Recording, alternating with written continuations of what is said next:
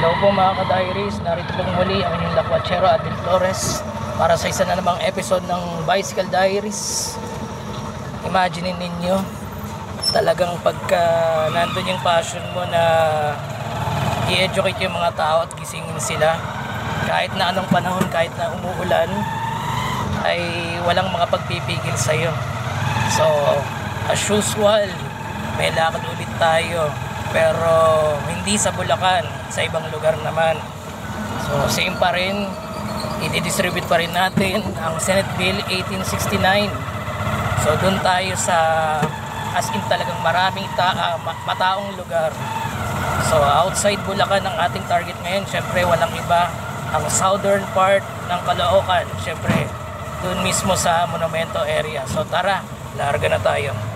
So right now mga ka-diaries, narito tayo ngayon sa SM City Grand Central. So ito yung pinakabagong SM dito sa may Monumento area.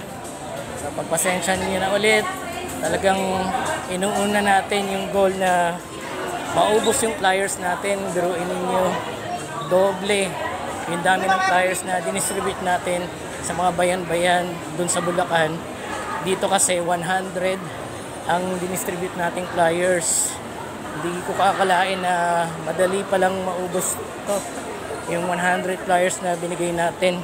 Sa bagay, napakaraming tao dito kumpara sa mga napuntahan natin. So ayan po, magpapalipas muna tayo ng konti ng oras dito at kakain na rin. Sige, ingat po, God bless.